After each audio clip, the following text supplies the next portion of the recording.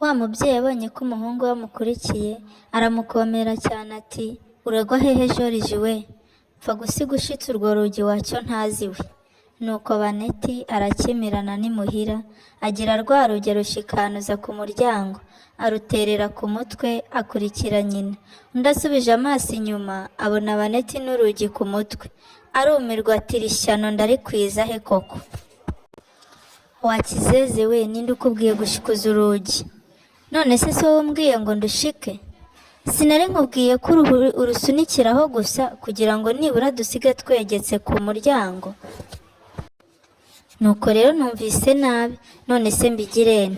Shuu, ni ishyano rimwe ribi ritagira gihanura.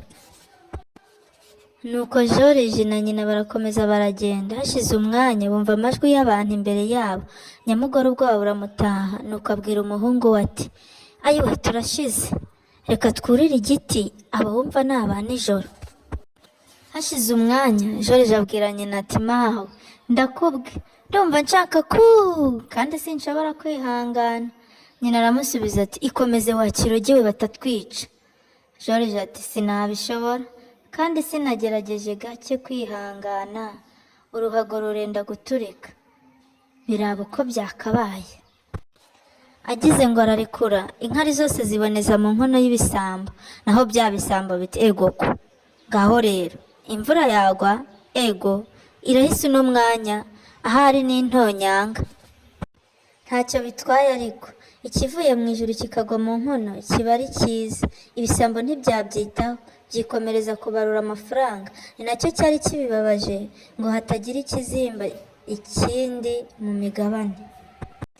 Joriji amaze akanya yongera kongorera nyina ati mama ntabwo urugi rurandemereye pe, ibinya bimaze kuza mu mitsi, ndumva rwenda kuncika.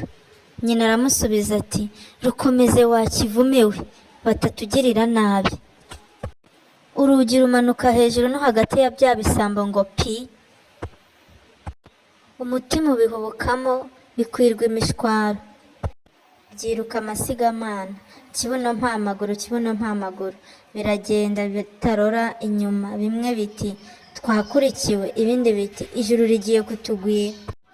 Joriji na nyina babonye byirutse bamanuka ubwo, batangira kuyoragura bya bifaranga, buzuza imifuka, ibindi babitonda ku rugi, bafatanya kwikorera, basubira imuhira bishimye.